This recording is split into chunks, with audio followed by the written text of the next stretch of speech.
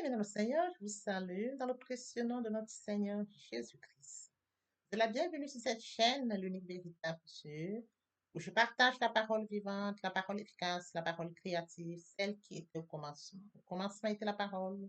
La parole était avec Dieu, la parole était. Je souhaiterais aider chacun de nous à se rapprocher de Dieu afin de développer une relation d'intimité avec Dieu. Et oui, bien, mes frères et sœurs en Christ, connecter l'univers véritable Dieu, c'est de s'édifier via la parole. Il est écrit dans Matthieu 4, l'homme ne vivra pas seulement de pain, mais de toute parole qui sort de la bouche de l'Éternel. Connecter l'univers véritable Dieu, c'est de partager. Je connecte cette chaîne pour partager la parole de Dieu. Et je vous prie, bien mes frères et sœurs, après vous être édifiés, de partager autour de vous afin d'aider à l'éducation des autres. Connecter le véritable Dieu, bien mes frères et sœurs en Christ, c'est de grandir spirituellement. Deux possibilités s'offrent à vous.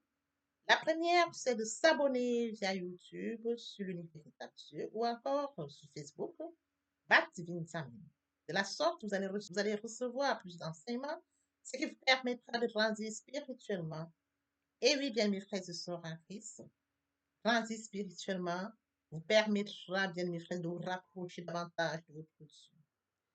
Mes frères et sœurs en Christ, il est écrit dans la parole de Dieu, il y aurait plus de joie au ciel, juste pour un seul pécheur qui se repent, pour 99 justes qui n'ont pas besoin de repentance.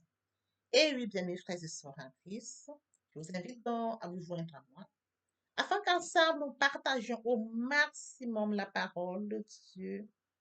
Et sur ce, plusieurs personnes vont se repentir et se convertir.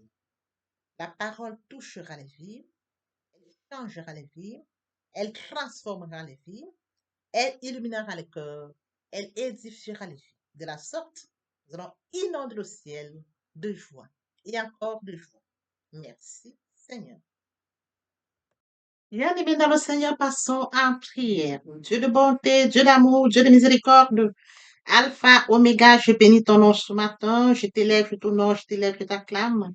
Je célèbre ta grandeur, le Dieu qui dit la chose s'accomplit, l'unique véritable Dieu, c'est toi.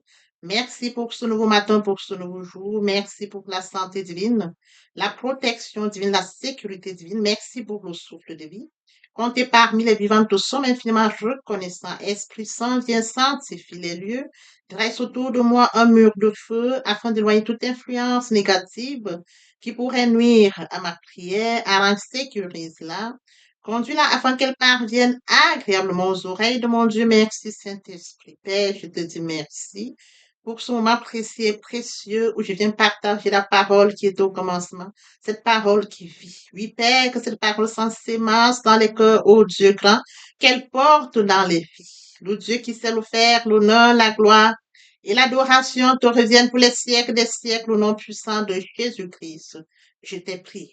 Amen. Frères et sœurs en Christ dans le Seigneur, poursuivons par la lecture de Jean 20 à partir du verset 23. Là, il est écrit, ceux à qui vous pardonnerez les péchés, ils leur seront pardonnés, et ceux à qui vous les retiendrez, ils leur seront retenus. Il est bien évidemment écrit dans Luc 23, 34, Jésus dit, Père, pardonne-leur, car ils ne savent pas ce qu'ils font. Ils se partagèrent ses vêtements en tirant au sort. Nous pouvons lire dans Matthieu 6 à partir du verset 12, pardonne nos offenses, comme nous pardonnons aussi à ceux qui nous ont offensés. Ne nous induis pas en tentation, mais délivre-nous du mal, car c'est à toi qu'appartiennent dans tous les siècles le règne, la puissance et la gloire. Si vous pardonnez aux hommes leurs offenses, votre Dieu céleste vous pardonnera aussi. Mais si vous ne pardonnez pas aux hommes, votre Père céleste ne vous pardonnera non plus vos offenses. Permettez-moi d'aborder un point très important, celui de mourir en soi et de naître en Christ. Via la repentance et la conversion, nous étions de leur nombre, loin du Père, loin de la source, loin de notre premier amour. Par la grâce de Dieu, nous sommes repentis et convertis. Qu'en est-il de mon prochain? Créature merveilleuse, admirable, unique, mais loin du Père. Il est écrit dans la parole, mon peuple périt par manque de connaissance. Conscient de ce fait, je vous prie de vous joindre à moi afin qu'ensemble nous partageons la parole. La parole les atteindra après s'être édifiés. Ils reviendront à leur premier amour via votre canal. Ils vont se repentir et se convertir. De la sorte, nous allons inonder le ciel de joie et encore de joie. Je consacre la deuxième partie de mon enseignement à cela où j'apporte plus de détails pour ce qui est de la repentance et la conversion et je fais suivre la prière. La troisième partie fait suite à la deuxième. Il est question de la nouvelle vie. Les choses anciennes sont passées. Voici toutes choses sont devenues nouvelles. Et oui, frères et sœurs en Christ, permettez-moi de rebondir aux thématiques que nous avions déjà abordées. En début d'année, nous avons parlé de la méditation. Conscient de ce fait, du fait que Dieu a un calendrier pour notre vie, du fait qu'il nous a fait créatures merveilleuses, admirables, uniques, du fait que Dieu nous aime et détient la mission pour laquelle il nous a créés. Oui, frères et sœurs en Christ, nous nous rapprochons de notre Créateur. Via la méditation, nous allons chercher le Dieu qui nous a aimés le plus. Et pendant la méditation, nous recevons la parole par la foi. De la deuxième thématique que nous avions partagée. Au fur et à mesure que nous allons donc développer cette relation d'intimité avec Dieu, oui, frères et sœurs, nous mettons en application l'amour de Dieu. De la thématique qui suivait. Pendant la période pascale, Christ est mort à la croix de Golgotha. Le troisième jour, il est ressuscité. Et oui, frère, il a dit, Père, pardonne-leur car ils ne savent pas ce qu'ils font. Oui, frères et sœurs en Christ, tout est accompli. L'œuvre de la croix ne doit pas être vaine. Oui, frères et sœurs en Christ, d'où notre enseignement, où nous avons partagé la puissance de la résurrection. Nous avons suivi par le nom de Jésus. Oui, frères et sœurs en Christ, nous avons touché le nom de Jésus, qui est pour nous un nom très précieux. Nous allons en prière, nous allons toujours prier au nom de Jésus-Christ. Nous appuyons sur ce nom-là. Frères et sœurs en Christ, nous allons vers Dieu dans l'humilité, d'où cette thématique qui suivait aussi. Et lorsque nous vivons en communion avec lui. Oui, frères et sœurs en Christ, vivre en communion avec lui, frères et sœurs en Christ, nous développons encore cette vie, la vie de sainteté, d'où la thématique sur la sanctification. Vous serez saints car je suis saint. Frères et sœurs en Christ, pendant la Pentecôte, nous avions donc touché le Saint-Esprit. Alors, frères et sœurs en Christ, le Saint-Esprit se manifeste en nous, comme mentionné dans la parole de Dieu. Ne savez-vous pas que votre corps est le temple du Saint-Esprit? Votre corps est le temple du Saint-Esprit. Il est question de comprendre que l'Esprit Saint habite en nous. Alors, à partir du moment où l'Esprit Saint habite en nous, frères et sœurs en Christ, l'Esprit Saint prend le total contrôle et l'Esprit Saint nous instruit, il nous inspire, il nous enseigne, il nous corrige. Oui, frères et sœurs en Christ, nous n'avons plus la capacité, mais c'est le Saint-Esprit qui nous dirige. D'où cette thématique, le Saint-Esprit. Comment vivre dans la sanctification. La sanctification s'opère par le Saint-Esprit. Vive, frères et sœurs en Christ. Il est écrit dans Romains 15, 16, d'être ministre de Jésus-Christ parmi les païens, m'acquittant du divin service de l'évangile de Dieu, afin que les païens lui soient une offrande agréable, étant sanctifiés par le Saint-Esprit. Voyez-vous, le Saint-Esprit sanctifie. Nous pouvons bien évidemment écrire dans 1 Corinthiens 6, 11, et c'est là ce que vous étiez quelques-uns de vous. Mais vous aviez été lavés, mais vous aviez été sanctifiés, mais vous avez été justifiés au nom du Seigneur Jésus-Christ par l'Esprit de notre Dieu. Nous étions de leur nom. Nous étions comme eux, loin du Père, loin de la source, loin de notre premier amour. Mais par la grâce de Dieu, nous avions été lavés, nous avions été sanctifiés, nous avions été justifiés au nom du Seigneur Jésus-Christ et par l'Esprit de notre Dieu. Frères et sœurs en Christ, notre sanctification n'est pas encore achevée. Frères et sœurs en Christ, nous avons quelques Dieu. Un Dieu trois fois saint, vous serez saint car je suis saint.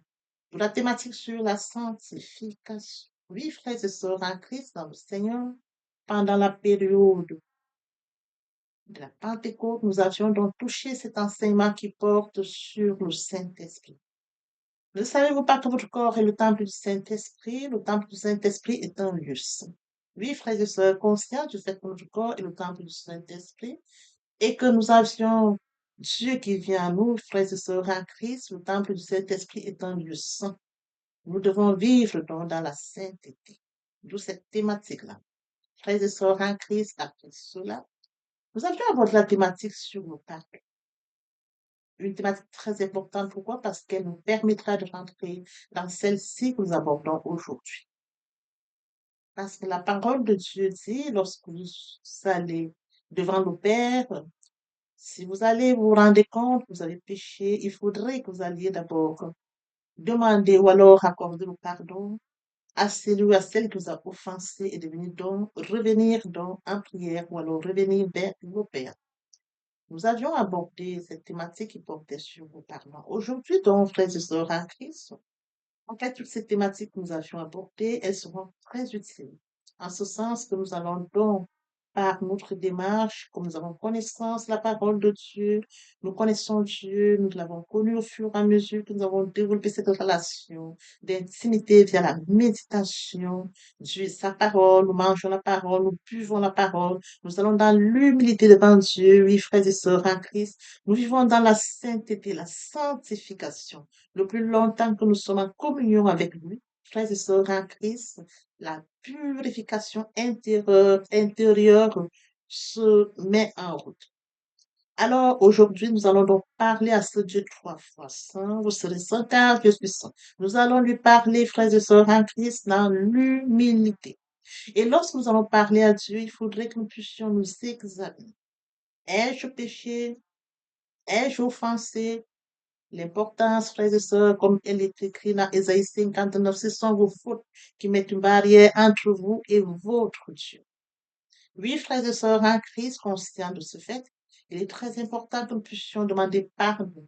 Nous avons affaire à un Dieu trois fois saint. Nous devons pardonner ceux qui nous ont offensés. Et frères et sœurs en Christ, nous devons bien évidemment demander pardon pour ceux que nous avions offensés afin que notre relation avec Dieu soit maintenue, afin que lorsque nous allions dans le lieu secret, entre dans ta chambre, parle à ton Père qui est dans le lieu secret, le Dieu du lieu secret te répondra. Oui, frères et sœurs en Christ, ce sont nos fautes qui mettent une barrière entre nous et notre Dieu. Donc, il faudrait que nous soyons très attentifs, que nous puissions vivre dans la sainteté et de fuir le péché, pour garder cette relation avec Dieu. Oui, frères et sœurs en Christ, nous allons donc poursuivre aujourd'hui notre enseignement. Oui, frères et sœurs en Christ, il est écrit dans Genèse 1, à partir du verset 26, puis Dieu dit, faisons l'homme à notre image et à notre ressemblance, qu'il domine sur les poissons de la mer, sur les oiseaux du ciel, sur le bétail, sur toute la terre et sur tous les reptiles qui rampent sur toute la terre. Oui, frères et sœurs en Christ, en Seigneur, aujourd'hui, nous allons poursuivre dans la même lancée notre enseignement qui s'interroge, notre enseignement qui porte sur l'interrogation, qui es-tu? Une question importante, une question qui devait retenir notre attention, une question richesse, une question qui permettra que nous puissions apporter des éléments de réponse afin de comprendre qui nous sommes. Et frères et sœurs en Christ, comme mentionné, puis Dieu dit, faisons l'homme à notre image et à notre ressemblance. Alors aujourd'hui, nous allons donc aborder une partie de cette question qui est-tu, le but relationnel qui existe entre Dieu et l'homme. Je serai Christ, comme mentionné, qui es-tu? Une question importante. Oui, frères et sœurs en Christ, notre intitulé de ce matin porte sur une question importante, une question qui devait susciter notre interrogatoire, une question qui parfois nous échappe ou alors qui parfois nous revient à l'esprit et nous n'avons pas tous les éléments de réponse à cette question. Alors aujourd'hui, nous allons essayer d'apporter quelques éléments de réponse à notre enseignement. Qui es-tu? Et oui, frères et sœurs en Christ, par une réponse, c'est-à-dire nous allons aborder un point très important, un point qui nous permettra de comprendre qui nous sommes. Oui, frères et sœurs en Christ, qui es-tu? Le point qui nous permettra de développer notre attention sur vous porte sur le but relationnel entre Dieu et l'homme. Il existe déjà une relation, frères et sœurs en Christ. Avant que nous soyons conçus de notre mère, Dieu avait déjà préparé une mission pour nous. Il a déjà préparé notre destin. Il est question de comprendre qu'une relation préexistante, une relation a déjà été faite. Dieu a déjà créé une relation, mais une relation, frères et sœurs en Christ, qui n'est pas encore active. Une relation qui préexiste, mais qui n'est pas encore fonctionnelle. Une relation qui est là. Pour que cette relation puisse se mettre en route et de pouvoir fonctionner normalement, il faudrait que l'homme qui a été conçu, l'homme qui n'était qu'une masse de sang, frères et sœurs en Christ, Une fois né, Dieu prend le contrôle de la conception, Dieu prend le contrôle pendant la période d'accouchement, Dieu prend le contrôle de la vie de cet homme. Oui, frères et sœurs en Christ, l'homme grandit au fur et à mesure, Dieu contrôle et il veille sur l'homme. À partir du moment où l'homme, frères et sœurs en Christ, comprend que dans la vie où il se trouve, il y a une relation qui devrait prendre déjà son départ. L'homme devrait déjà, à partir de ce moment bien, une fois né de ses parents, l'homme devrait déjà, à partir du moment où il naît au sein d'une famille, la famille dans laquelle il est né devrait déjà commencer à permettre à cette créature merveilleuse qui est l'homme, à cette créature admirable, unique qui est l'homme, de connecter son créateur, de connecter son premier amour, de connecter le Dieu qu'il a fait à son image, à sa ressemblance. Oui, frères et sœurs en Christ, lorsque l'être humain naît au sein de sa famille, la famille dans laquelle il est né, cette famille devrait déjà préparer cet être humain à connecter son côté spirituel avec ce but. C'est-à-dire que cet être humain qui est né de cette famille devrait, frères et sœurs en Christ, normalement dans la réalité, les parents de cet être humain devaient l'aider, ou alors l'accompagner, lui faire comprendre qu'il est temps qu'il puisse connecter son créateur, qu'il puisse connecter le Dieu qu'il a fait à son image et à sa ressemblance. Mais nous constatons, frères et sœurs en Christ, au sein des familles, il y a plusieurs familles qui mettent au monde des créatures merveilleuses, des créatures admirables, uniques, mais qui, eux non plus, n'ont pas connaissance de cela. Ils n'ont pas connaissance qu'il faille, en un certain moment, l'enfant qui naît d'eux doivent pouvoir les connecter au Dieu premier amour. Parce que justement, eux, ils n'ont pas eu cela. Ils ont grandi dans une famille où ils n'avaient pas connaissance de Dieu, ils n'avaient pas connaissance du Créateur, du Dieu trois fois saint. Ils n'avaient pas cette connaissance. On donne tout ce qu'on reçoit. Alors aujourd'hui, cet enseignement est riche en ce sens où il permettra à tous ceux-là qui n'ont pas eu connaissance qu'il fallait connecter Dieu de la famille biologique et qui aujourd'hui se retrouvent dans une situation difficile, qui s'interrogent pourquoi les uns réussissent, pourquoi pas eux, pourquoi les autres avancent, pourquoi pas eux, pourquoi leur vie est toujours latente, pourquoi leur vie est toujours, comment dirais-je, euh, leur vie ne ressemble à rien et qui parfois ont tendance à se comparer aux autres mais ne réussissent pas. Ou alors parfois envient les autres et détestent parce que justement ils n'ont pas compris qu'il est temps pour eux de connecter leur source, la source de vie. Il est temps pour eux de connecter le Créateur, le premier amour. Revenons-en dans la vie. Aujourd'hui, nous voyons les chatons qui vont chez la mère chatte, les lionceaux qui vont chez la mère lionne, les chiots qui vont chez la mère chienne. Nous voyons tous ces cabris qui vont chez la mère chèvre. Frères et sœurs, aucune espèce ne n'ira chez nous. Vous ne verrez pas la chienne, les chiots, alors, et aller chez la mère chatte. Non. Chaque espèce s'identifie et retrouve la mère qui l'a mise au monde. Alors, il est très important pour nous, en tant que créatures merveilleuses, créatures uniques, faites à l'image et à la ressemblance de Dieu, que nous puissions comprendre le but relationnel pour lequel Dieu nous a créés. C'est très important. Parce qu'à partir du moment où nous allons comprendre cela, frères et sœurs en Christ, nous allons comprendre une partie de ce que nous sommes. Nous allons aborder cela de manière progressive afin que nous puissions comprendre qui nous sommes. Oui, frères et sœurs en Christ, comme mentionné dans notre texte de ce jour. Puis Dieu dit, faisons l'homme à notre image et à notre ressemblance. Donc, il y a déjà cela. Faites à notre image. Premier point, le but relationnel. Nous sommes faits à l'image de Dieu. Frères et sœurs en Christ, faisons l'homme à notre image et à notre ressemblance. Le but relationnel de Dieu, nous allons l'aborder. Et nous revenons-en à notre petit texte de ce jour, Genèse 1, à partir du verset 26. Faisons l'homme à notre image. Nous sommes faits à l'image de Dieu. C'est déjà un premier point. Nous sommes faits à l'image, c'est déjà un premier point du but relationnel. Nous sommes faits à l'image de Dieu. Alors, quand on parle du fait que nous sommes faits à l'image de Dieu, frères et sœurs en Christ, c'est de comprendre que Oui, frères et sœurs en Christ, nous avons reçu de Dieu comme une marque de son image en nous. Nous avons reçu de Dieu comme une marque de son image en nous, c'est-à-dire, frères et sœurs en Christ, Dieu est amour. Alors, à partir du moment où Dieu est amour, nous avons la capacité d'aimer.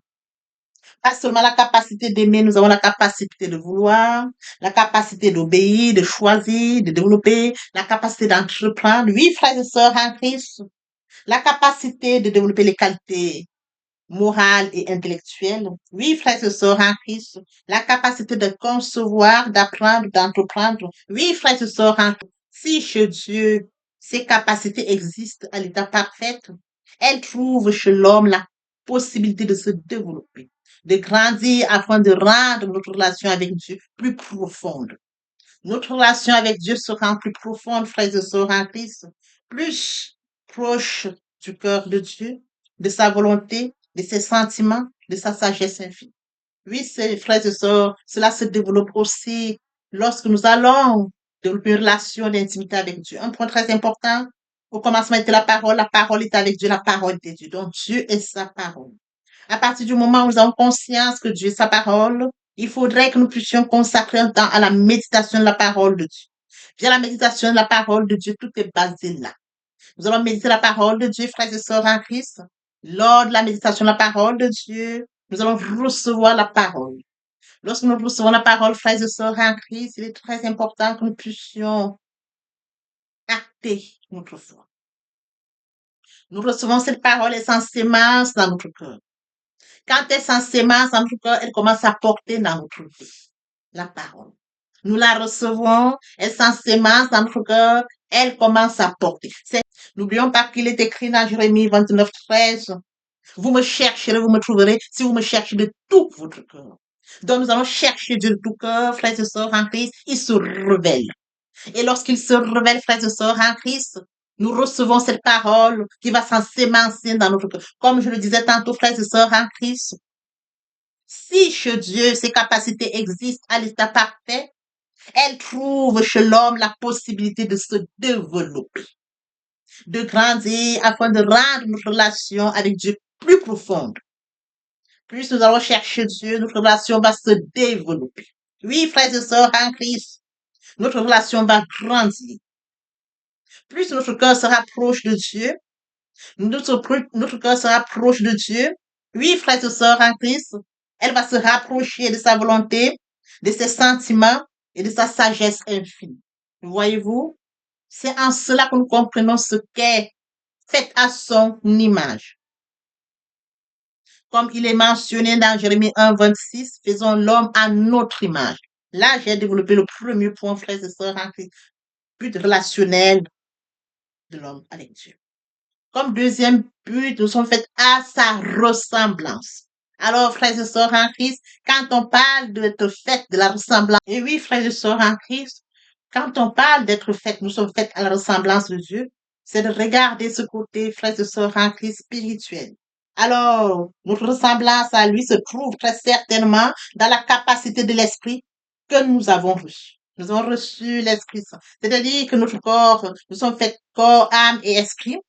Nous avons l'Esprit de Dieu qui connecte notre esprit. À partir du moment où l'Esprit de Dieu connecte notre esprit, frères et sœurs en Christ, cet Esprit de Dieu qui connecte notre esprit va nous révéler les choses cachées. Oui, frères et sœurs en Christ, nous sommes faits à la ressemblance de Dieu, de par cette connexion spirituelle. Oui, frères et sœurs en Christ, l'Esprit du Saint connectera notre esprit et nous allons recevoir les choses spirituelles. Oui, frères et sœurs en Christ, là, c'est le deuxième point du but relationnel. Alors, lorsque nous poursuivons par le troisième point, frères et sœurs, un troisième point, ce lien relationnel nous lie à notre Dieu, tout comme les enfants sont liés à leurs parents. Un enfant lié à son père, sa mère, s'identifie à ses parents. Il est aussi temps pour nous de pouvoir nous s'identifier à notre Dieu. Comme je le parlais tantôt, des animaux, je disais que les chiennes, les chiots vont vers la méridienne, vers leur mère. Les lionceaux vont vers leur mère. Les cabris vont vers leur mère. Chaque espèce s'identifie et va vers la mère qui l'a mise au monde. Oui, frères et sœurs en Christ, le lien relationnel nous lie à notre Dieu, tout comme un enfant est lié à ses parents. Ce lien implique aussi la nécessité de vivre notre vie humaine en relation avec notre Dieu, d'expérimenter avec lui une communion fluide qui soit une source puissante de stabilité et d'épanouissement. Nous devons vivre en communion avec Dieu, une communion permanente avec Dieu. Oui, frères et sœurs en Christ, une vie de sainteté. Oui, frères et sœurs en Christ, le plus longtemps que nous sommes en communion avec lui, frères et sœurs en Christ, nous vivons une vie dans la sainteté. Là, nous pouvons dire, frères et sœurs en Christ, nous avons une relation avec Dieu. Notre relation avec Dieu se développe et elle est maintenue, elle grandit. Frères et sœurs en Christ dans le Seigneur, nous ne pouvons pas régner nos origines. Dieu nous appelle à trouver en lui notre source, la réponse à nos besoins les plus essentiels. Parce que nous allons connecter au Dieu qui nous a créé à son image et à sa ressemblance. Parce que le but relationnel, où nous avons cette relation avec Dieu, comme des enfants ont des relations avec nos parents, Dieu va nous révéler les choses cachées, les raisons pour lesquelles il nous a créés. Parce qu'il a une mission pour nous. Nous sommes créés pour que Dieu puisse, n'est-ce pas, nous accompagner à la réalisation de la mission qu'il a préparée pour nous. C'est la raison pour laquelle je dis toujours qu'il y a une relation qui est déjà préétablie. Même si elle n'était pas encore active, elle était latente. À partir du moment où l'homme naît, il grandit. Alors, quand l'homme prend conscience qu'il est temps pour lui de développer son côté relationnel avec Dieu, là, tout se met en route. Ce côté relationnel où il va le développer avec son Dieu, son côté spirituel, c'est-à-dire son esprit. L'esprit de Dieu va connecter son esprit et tout est parti. La relation qui était, frères et sœurs, latente prend donc son cours. À partir du moment où Dieu a conscience que l'homme vient vers lui, c'est comme si l'homme revenait vers son Créateur, vers son premier amour. Et à partir de ce moment, frères et sœurs en Christ, quand l'homme déclenche ces parties qui étaient latentes, alors tout se met en route. C'est la raison pour laquelle je dis toujours qu'il est très important que nous puissions connecter, avoir une relation d'intimité avec Dieu, via la méditation de sa parole. Tout part de la méditation de la parole. Même quand bien nous allons prier, nous allons prier sur base là de la parole. Lorsque nous allons louer Dieu, nous allons déclarer la parole. Oui, frères et sœurs en Christ, nous inspirons toujours la parole en louange, en adoration, en jeûne, en prière. La parole de Dieu est source de tout. Donc tout part de là. Parce que Dieu est sa parole. C'est de ça dont il est question. À partir du moment où nous avons compris que Dieu est sa parole et que nous devons connecter Dieu via la parole, nous avons déclenché maintenant cette relation qui était préexistante, mais latente. Voyez-vous? Là, c'est le troisième point. Le quatrième point, frères et sœurs en Christ, il y a aussi cette merveilleuse créature que nous sommes, une richesse voulue par Dieu. En effet, Dieu créa l'homme pour qu'il soit son image. Il les créa l'homme et la femme, mâle et femelle. Ainsi, dès la création, Dieu a pourvu la merveilleuse complémentarité entre l'homme et la femme. Voyez-vous? Dieu a créé l'homme, Dieu a créé la femme.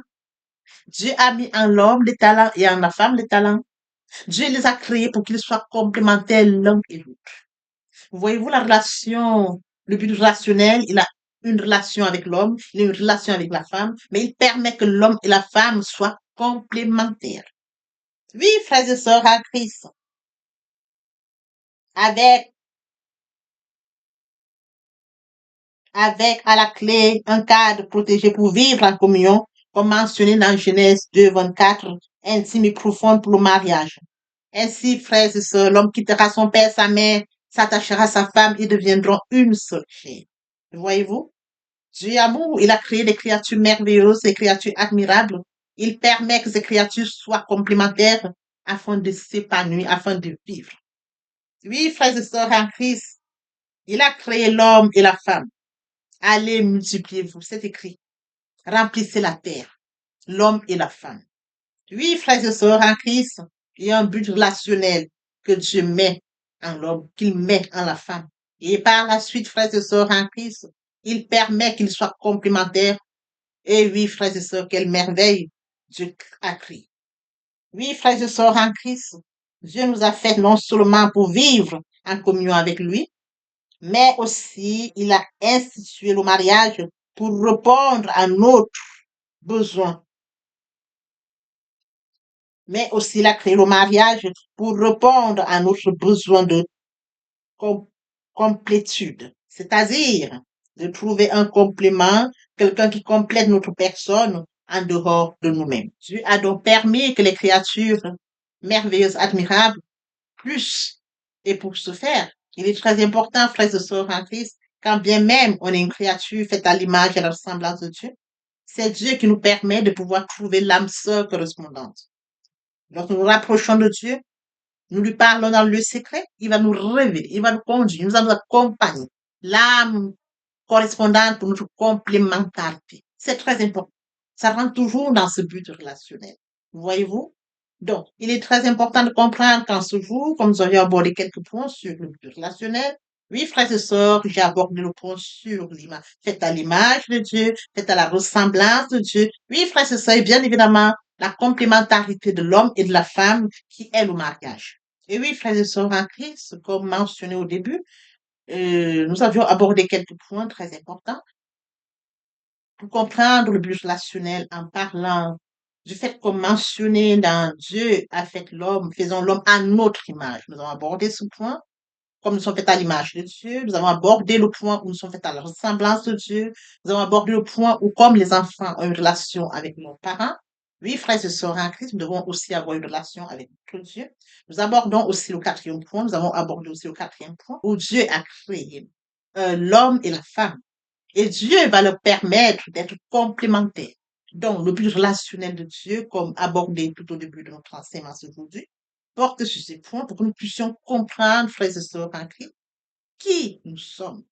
Qui es-tu? Notre vie d'homme et de femme créée à l'image de Dieu ne peut trouver son épanouissement en dehors de notre créateur. Papa, je t'aime. Papa, je t'aime. Oh, papa, je t'aime. Tu es mon papa. Papa, je t'aime. Papa, je t'aime. Oh, papa, je t'aime. Et voici, nous allons poursuivre les deuxième et troisième parties de notre enseignement, partie très importante, pour compléter cette première pour notre édification. Sur ce, question pour nous d'acter la foi. Il est question pour nous de comprendre, comme le point précédent, de manifester le surnaturel et le naturel. La foi joue un rôle très important. Nous allons acter notre foi. Comme mentionné, la foi est une ferme assurance des choses qu'on espère. C'est-à-dire, la chose ne s'est pas encore réalisée. Elle ne s'est pas encore manifestée. La chose est encore dans l'invisible. Elle est encore dans le surnaturel. Il faut que la chose se manifeste dans le naturel. D'où la foi. Voyez-vous? Oh, la foi est une ferme assurance des choses qu'on espère, une démonstration de ce qu'on voit. Il faudrait qu'elle se démontre du surnaturel dans le naturel. Oui, frères et sœurs en Christ. Ainsi, la foi vient de ce qu'on entend. Ce qu'on entend vient de la parole de Dieu. Donc, de la parole de Dieu, frères et sœurs en Christ. Toute chose vient par là. Nous allons donc déclencher tout sur base de la parole. Même lorsque nous allons en prière, frères et sœurs en Christ, nous appuyons sur la parole. Nous appuyons sur la parole, nous sortons la foi pour manifester le surnaturel dans le naturel. Oui, frères et sœurs en Christ, sans l'exercice de la foi, personne ne peut être agréable à Dieu. Or, sans la foi, oh, la foi s'exerce dans la prière et c'est à celui qui croit que tout devient possible. Oui, frères et sœurs en Christ, pour résumer notre enseignement de ce jour, pourquoi devons-nous prier? Parce que Dieu nous a créé le premier, nous a aimé le premier, parce que nous devons garder cette relation d'intimité avec Dieu. Oui, frères et sœurs en Christ, pourquoi devons-nous prier? Parce qu'il faudrait que nous puissions grandir spirituellement. Pourquoi devons-nous prier? Parce que nous devons grandir spirituellement. Pourquoi devons-nous prier? Parce que nous devons rencontrer Dieu. Pourquoi devons-nous prier? Parce qu'il faudrait, frères et sœurs en Christ, exercer notre foi. Voyez-vous, ces points sont très importants en ce sens. Les uns comme les autres nous permettent, frères et sœurs, de rester connectés, nous permettent de grandir spirituellement, nous permettent, frères et sœurs en Christ, de rencontrer Dieu via la prière, nous permettent d'exercer notre foi, oui, frères et sœurs en Christ, de permettre également de manifester le surnaturel dans le naturel, parce que nous avons affaire à un Dieu omniscient, omnipotent, omniprésent, toute chose étant surnaturelle, spirituelle, il faudrait que toutes ces choses, frères et sœurs en Christ, qui sont spirituelles, nous puissions acter notre foi, nous rapprocher de Dieu, élever la voix, afin que ces choses surnaturelles, frères et sœurs, se manifestent dans le naturel, de par cette relation d'intimité via la prière. Ah, je t'aime. Papa, je t'aime. Oh, papa, je t'aime. Tu es mon papa. Ah, je t'aime. Papa, je t'aime. Oh, papa, je t'aime. Voici mon moment de poursuivre les deuxième et troisième parties de notre enseignement.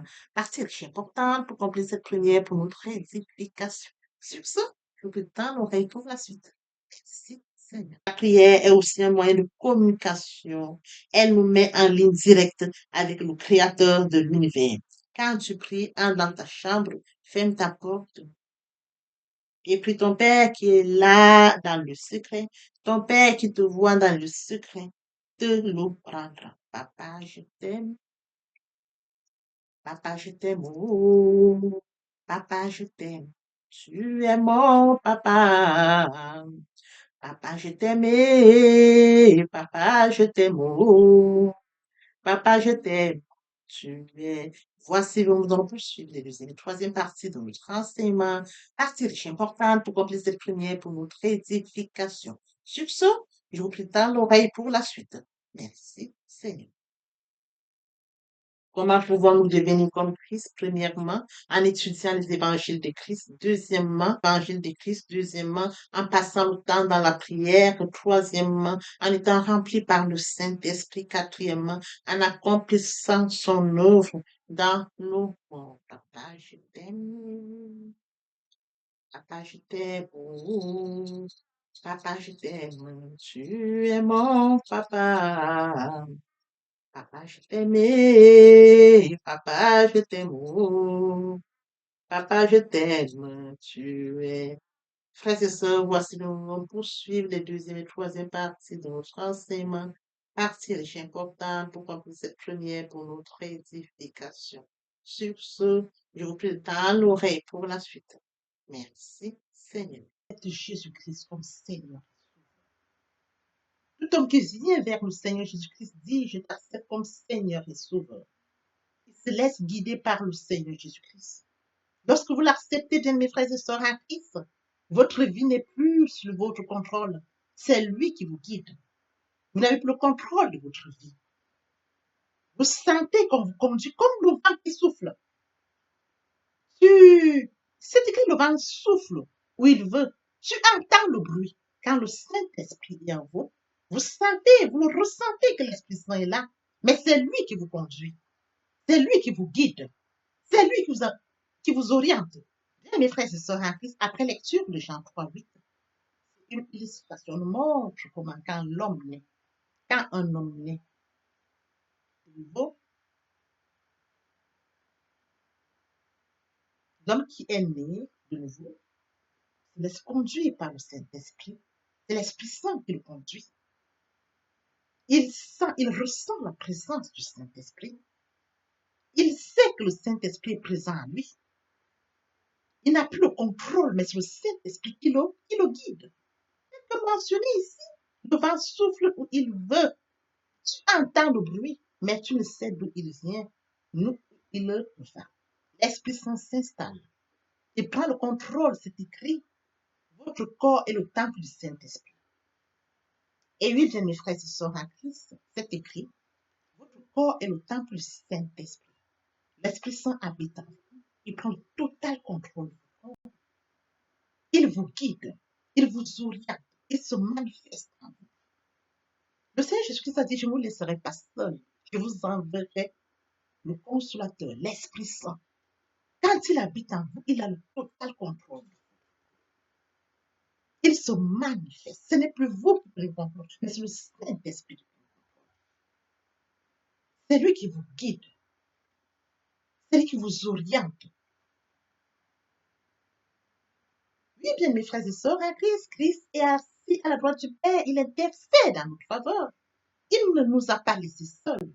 Le Saint-Esprit qui est en nous prend la suite, prend la relève, nous conduit, nous guide, nous oriente, se manifeste au-dedans de nous.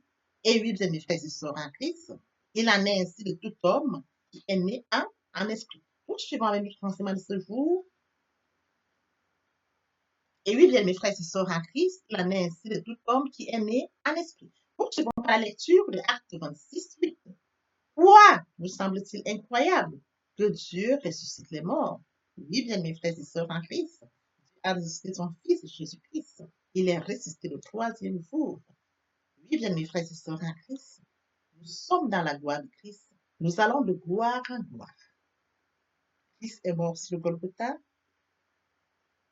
et il est passé de la mort à la vie. Ce passage, nous en bénéficions. Avec lui, nous sommes assis à la droite du Père. C'est écrit. Bien mes frères et sœurs en Christ, nous devons être conscients que Dieu a tant aimé le monde qu'il a donné son Fils unique, afin que quiconque croit en lui ne périsse point, mais qu'il ait la vie éternelle. Oui, bien mes frères et sœurs, lorsque nous acceptons Jésus comme Seigneur et Sauveur, lorsque nous passons par la repentance et la conversion, nous passons à une autre vie. Nous changeons le centre de gravité de notre vie. Nous tournons vers notre vie, vers le Seigneur Jésus-Christ. Nous laissons le contrôle de notre vie entre les mains du Seigneur Jésus-Christ. L'Esprit Saint prend le contrôle et se manifeste tel que mentionné dans Jean 3:8. Le vent souffle où il veut et tu entends le bruit, mais tu ne sais d'où il vient ni d'où il va. Il en est ainsi de tout homme qui est né de l'Esprit. L'herbe sèche, la fleur tombe. Il en est ainsi de tout homme qui est né de l'Esprit. L'herbe sèche, la fleur tombe, mais la parole de Dieu demeure éternellement. Papa, je t'aime. Papa, je t'aime. Oh. Papa, je t'aime. Tu es mon papa. Papa, je t'aime. Papa, je t'aime. Oh. Papa, je t'aime. Tu es mon bien-aimé et mon Dieu. Et mon Dieu. Et mon Dieu. Oui, bien mes frères et sœurs en Christ, le moment est venu pour nous de poursuivre avec les deuxième et troisième parties de notre enseignement. Partie qui vient de compléter cette première pour notre édification. Se repentir, c'est regretter, c'est sans vouloir, c'est pleurer. La repentance est un changement d'attitude, se détourner de son mal pour se tourner vers Dieu. Venez, plaidons, dit le Seigneur, si vos péchés sont comme le cramoisi, ils deviendront blancs comme la neige. S'ils sont comme la pourpre, ils deviendront comme la laine.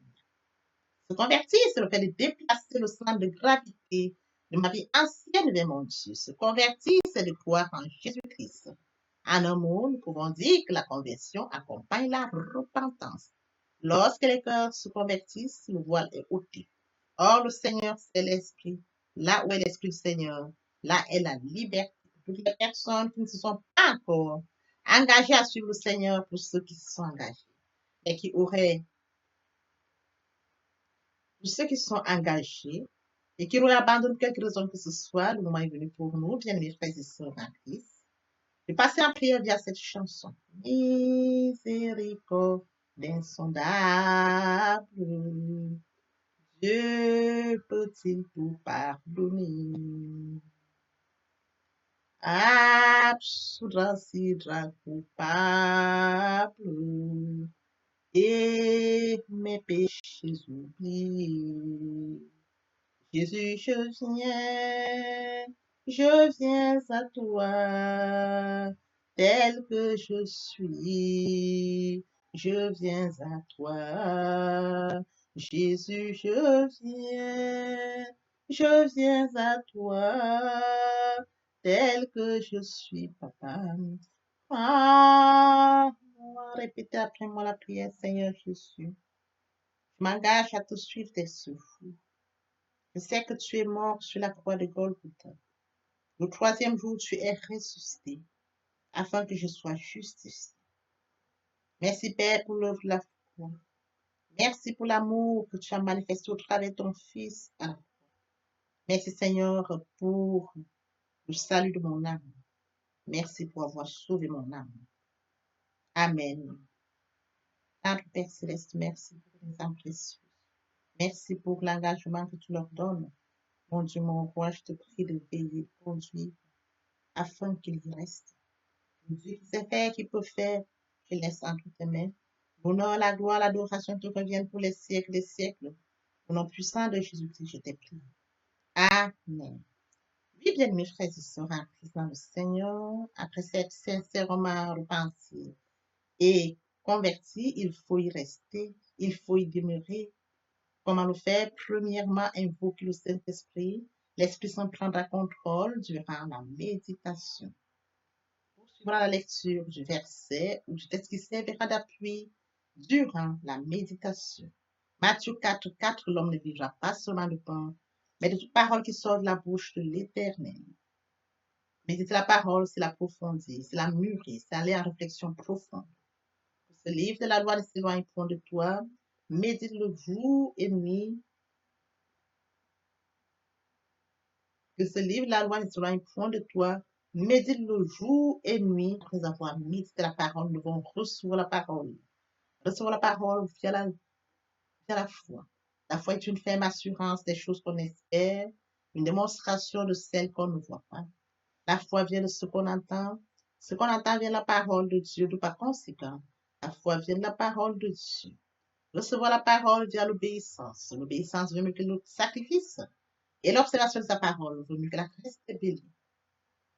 Après cela, bien aimé, il faut mettre en pratique la parole. On donne tout ce qu'on reçoit. Et oui, bien